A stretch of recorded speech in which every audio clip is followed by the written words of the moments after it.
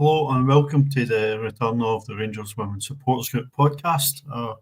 After a deserved week off last week, I'm back and I'm Alan and I'm joined by Car. How are you doing, Car? Hi, as good as I can be. It was a nice sunny day, which was nice. Sunny in Broadwood for a change, so it was quite a good day barring the football, but we'll get on to that.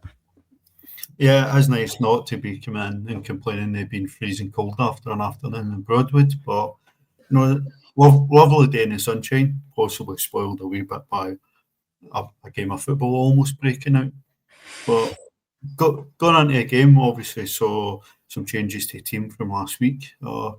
We lined up and we actually saw Thelma Iversdottir make a debut in goals. So Thelma was in goals, a back three of Leah, Laura Rafferty and Nick back in the team. Brogan and Lizzie on the wings again, and Kirsten McLean playing in the middle with Liv. Jodie just in behind Kirsty Hewitt and Rio Hardy. Were you quite happy with that team? I was excited to see what Thelma was all about. I think most of us at the game agreed that that's probably our strongest backline, Raf, Leah and Nick. And it was just nice to see Jodie in amongst it. Still issues with the midfield with Liv and Kirsty McLean playing beside each other, too similar, but maybe without Chelsea being there, that potentially would have changed things. But overall, I was really happy with the team. I thought it was a strong team, and just nice to see the new goalkeeper getting her debut. Definitely, I think it's 100% agreed. I think most of us were quite happy with the team. I think we expected a good performance coming from that team. It looked quite well balanced, but it's not quite what we saw in the first half. Certainly not. We were slow. They sit in a low block, which we just, for some reason, can't seem to break down.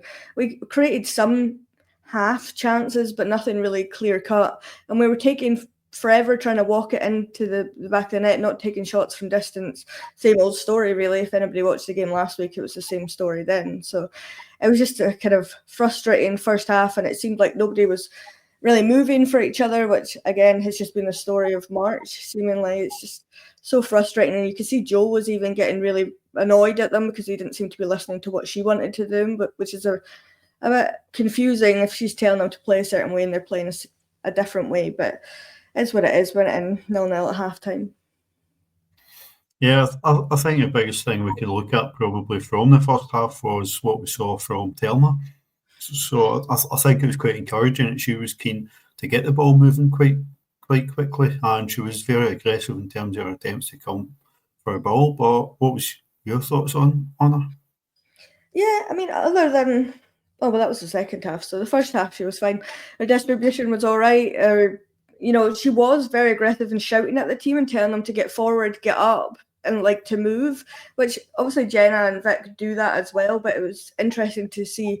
I think it was her and Raf were having a bit of a conversation as if she's telling Raf where to go and Raf's kind of shouting back at her, telling her where she should go. So it's interesting that way they've got that communication. But yeah, very aggressive in coming out. She didn't have a whole lot to do, to be honest, but what she did do, she did quite well. So I was quite impressed with her.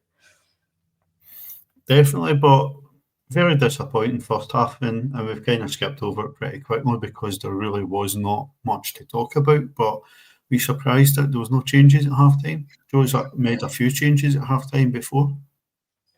Yeah, I thought she would. We needed to make changes, but then same as last week, she waited until way past halftime to do it, which is perplexing to me. If the team's not working the way you've got them set up with the players that you sent out for the first half, why wouldn't you change it?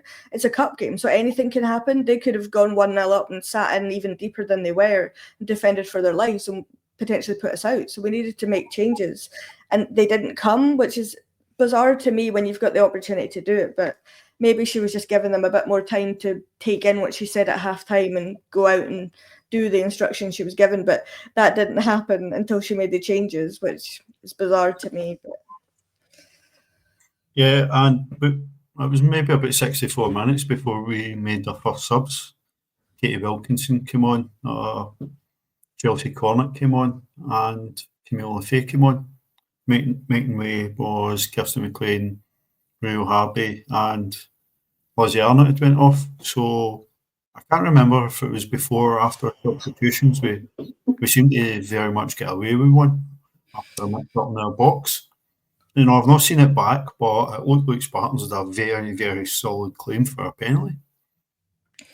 Yeah, I mean, watching it at the time, we all said that's a penalty. Like, absolutely, the refs completely missed that. As same as you, I've not seen it back, so I'm not 100% sure like what happened, but definitely at the time it seemed like we got away with one, which is bizarre to me that the ref missed it when she was so close to it. But that's football, isn't it? Sometimes you get them, sometimes you don't. But to be a Spartans player and their manager was going apoplectic about it about 5 minutes later, still raging about it, and end up getting a yellow card because of it. But and I completely understand why he's done that. So we're obviously a bit biased here, but we can say when we get away with one that we got away with one.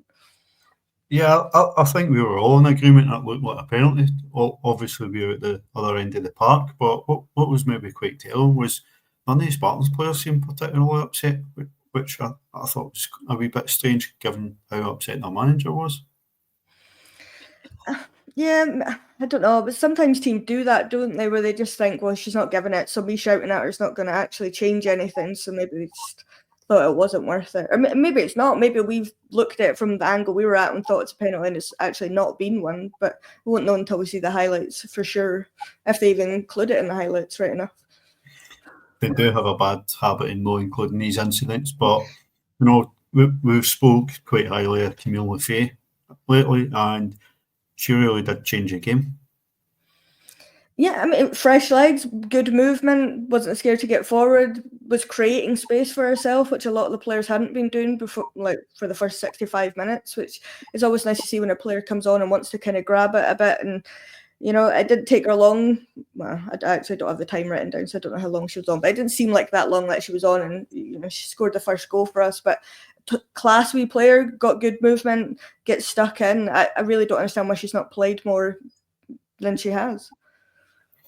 Definitely, I think a lot of people would quite like to see Camille force her way further into the team. I don't think it was long after she came on. It was a similar impact to the impact we saw from Laura Berry last week, straight off the bench and straight in amongst it. And the ball sort of broke to Camille on the edge of the box, and she's taking a shot early, which is something we hadn't been doing all game. And it's got to keep her out, possibly a wee bit unsighted, but it's hit the back of the net. And I think the cheer on the ground is more relief than anything else. Yeah, I think so. I think it was more just finally somebody's decided to do something, but she was quite patient with it. You said that she kind of hit it first time, but she does kind of wait when she gets the ball. She thinks, I don't know if she initially was going to pass it and then thought, I've got space here, and just kind of moved over a little bit, took the shot. Keeper probably should do a little bit better, but all in all, the keeper had quite a good game, as they usually do against us, to be fair. But got us in front, and that seemed to G up everyone. Obviously the crowd, but the players as well, like a little bit more intensity, which you shouldn't really need a goal to do that. You should be always like that, but it's nice when Camille comes on, obviously sponsored by us, gets a goal, brings a bit of energy to the team. It's always nice to see. Definitely, and we're lining up to make another couple of subs a wee bit later on in the game. Jane Ross and Tess were ready to come on, but just before Kirsty Howard was subbed, she got her name on the score sheet. Yeah, I mean, Kirsty Howard's usually good for a goal. I think she was maybe a little bit frustrated during this game because she was getting pulled about and kicked a wee bit by the Spartans players, but she finally got on the score sheet. Camille was kind of integral in this as well. She plays the pass to Liv, kind of takes a shot, it's blocked by the Spartans defender, falls to Kirsty Howard, who just kind of hits it and it goes into the back of the net. It's not a vintage goal from her, but it's just 2-0 up into the semi-final, so you can't be too mad about that. Definitely, but that was our last contribution before she went off to be replaced by Jane, and it was Raf that came off to be replaced by Tess. But again, we've made a change in the back line, and that's actually meant two changes because Tess has come on and took Leah's place, and Leah's then moved inside to take Raf's place, which I found quite perplexing. But were you the same? I don't get it. I honestly don't get it. We're what, 3 minutes left before 90 minutes or something when these subs are made, and you're changing the backline when you could realistically bring Maycroft on, give her some minutes. The game's won at that point, bring her on, keep the backline it is. Raf get 90 minutes under her belt. There's no reason to do that. And then to do that and then swap them round, put Tess in. I honestly, I don't understand. I'd love to have a candid conversation with Jo and understand why she does that, but that's what they were asked to do. They came on and did it. It didn't either way change the game that much, but it's just annoying when you could give minutes to other players and you're doing things like that. I don't get it. Certainly in the closing stages of the game, but we seem to have a bit more intensity, and while we're going forward further, and Spartans are tired, then we're starting to pick up some bookings. But what is it, do you think, in this team that we're not seeing that early in the games? Because we look so slow and pensive, and there's a lack of freedom, it looks like.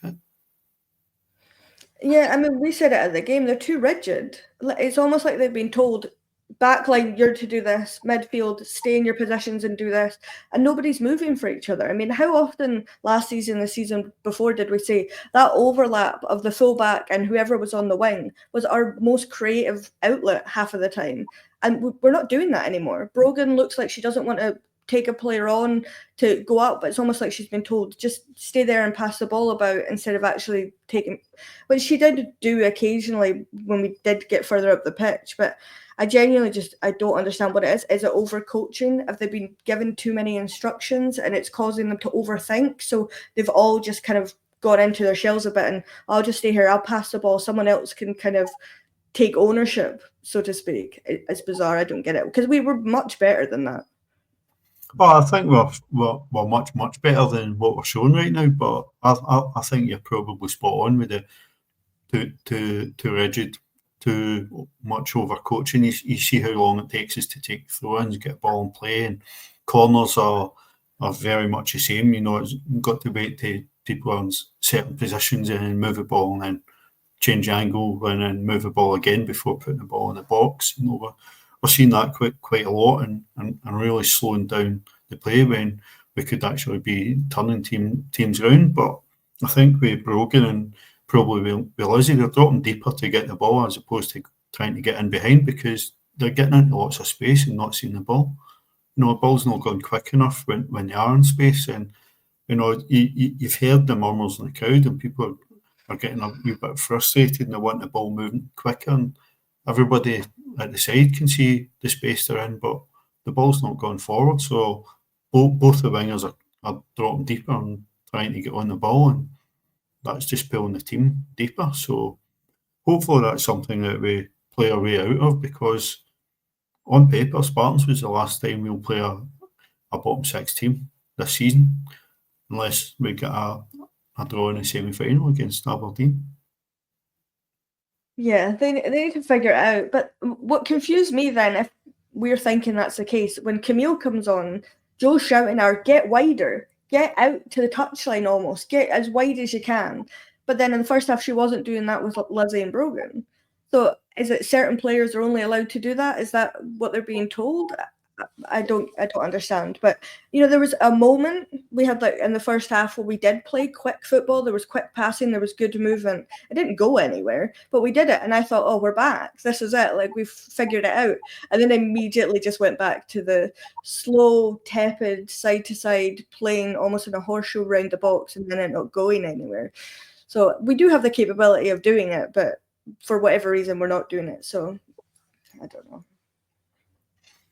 Well, definitely wasn't one of the better days at the office. You know, it was lovely to be at Broadwood in the sunshine. You know, not be freezing cold, and obviously we're all there surrounded by some good banter, thankfully. But who was your player of the match? Because it wasn't the easiest choice to make. No, I mean, we struggled to pick 4 of them for the poll that Laura put up in the group page. But I mean, I think for me, it's got to be Camille, which, like, I usually hate or get told that I'm not allowed to give it to a sub, but she's really the only one that had a lot of creativity when she came on. She was creating opportunities for herself. She scored, obviously, the goal. I mean, as did Kirsty Howitt. But for me, she just had the most energy and she was doing the most on the pitch. basically the whole game. So I think for me, it's got to be Camille.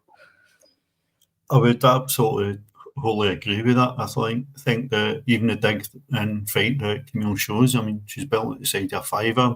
She's not scared to get stuck in. So she's came on, she's impacting the game. She's not scared to take players on, take shots, and I think that her appearance more than anybody else, even at the subs that came on, turned the game and just made sure we got over the line. So I think last I checked, she was leading. And if you want to take part in the poll and you watched the podcast early enough, we've got it on the group page on Twitter or X if you prefer, being up to date. But next game or back in league. Well, before we go to the league action, the cup draw, I think, for the semi-finals will be tomorrow night. I'm sure the last one was Monday night, and probably on the Scottish Cup YouTube channel, like the last one was. So get Aberdeen and Motherwell and already. Glasgow City, as we record this podcast, leading Hearts in extra time. So who do you fancy getting in the semi-final? I think Aberdeen is the easiest of them, and then probably Motherwell. But it doesn't really matter, because if we want to go and win it, we're going to have to beat everyone that we come up against. But obviously, I think Aberdeen would probably be the easiest one. And obviously, like, for them to get to Hampden for a semi-final is a good thing for them as a club. But yeah, I probably prefer it, because then you're kind of almost guaranteed a win. But that might come back to bite me the way we've been playing recently. So I don't know, we'll see. But yeah, at least we're in the draw. That's all that matters. And whoever we come up against, that'll be that. Definitely, and I would say I'd agree. I'd quite like us to draw Aberdeen. It'll give at least one or two L1 players a chance to play at Hampden for Motherwell.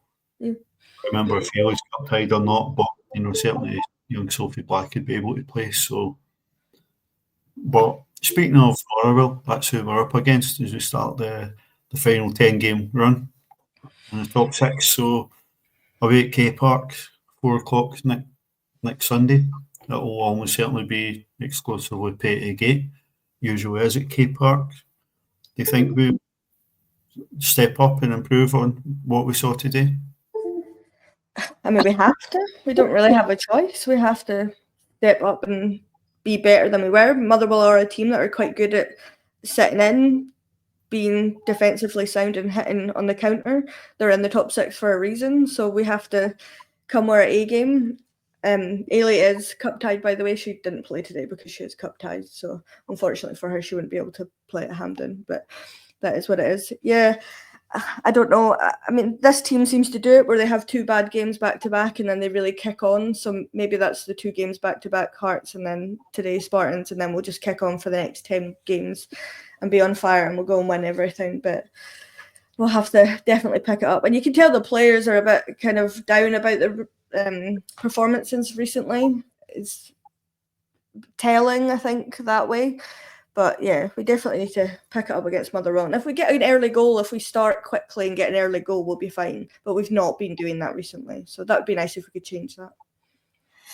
No, it would definitely be very nice if we could change that. Certainly last time we went to K Park, we only won 1-0. Katie Wilkinson, unsurprisingly, being the goal scorer. So hopefully we see something a bit more convincing.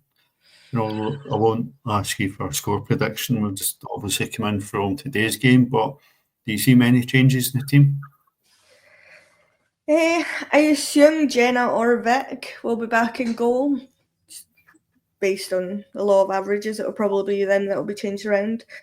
I'd love Camille to start and I'd love Laura Berry to start, but I don't know if Jo will do that. I assume that it'll probably be Rio and Wilco up front, probably Kirsty Howitt in behind, and then standard midfield. But I would love Camille to be in the midfield and stop playing Innie and Liv together. Maybe give them a little bit of a rest and play Chelsea and Camille together and see how that partnership works. But I don't know. I don't imagine there'll be that many changes, to be honest. Yeah, it has become quite hard to predict the team, but in terms of predictions, we will put the updated leaderboard on the page tonight, and we'll put the thread up for next Sunday's games. Only 5 games in the SWPL 1 next Sunday. Aberdeen and Dundee United are playing on Friday night, so that won't particularly impact us being the bottom 6, but it's certainly going to start a very big run to the end of the season next weekend. And obviously that's that one game, and then a week later we've got a cup final. Do you think we're ready for it? Honestly, I'm trying to be hopelessly optimistic. I'm trying to really believe that this team will step up because it's a cup final. But based on performances the last 2 games, I am a bit worried. And I genuinely do hope that comes back to bite me and we go and absolutely scalp them in the cup final and, win convincingly. But at the moment, I don't know, with the way that Hibs have been playing. Obviously, last weekend managed to beat Celtic. So it's definitely not going to be easy. Like, we're going to have to be so much better. But I don't. It's a cup final, isn't it? Anything could happen. But I genuinely hope the team that we know that can play show up that day and we go and win it. But yeah, I'm a bit apprehensive at the moment. Well, it is definitely not the most confident I think we all have went in, but the team can come up big in big moments, and hopefully they turn around and start improving on the form next week at Motherwell. But unless there's anything else from you, Cara, I'm going to say thank you very much for this week. No, thank you, and I'll apologise to the gentleman. I didn't get his name after the game that said that he enjoys the podcast and that he likes the feature from my cat Zeus, but unfortunately today he is elsewhere. He's not in the room wrecking the place, so I'll make sure in the future that he makes an appearance for him, and I'll try and get your name if I see you again at a game coming up. Thanks very much, Alan. It has been very nice. A lot of people do come up at games and offer encouragement and some words in, and do look forward to the pod and enjoy it. So listen, for everybody that does watches and catches up with it, thanks very much. And as I say, thanks to you, Kat, and we should be joined by Her Highness Laura next week. Her Highness. I'm sure she'll love that.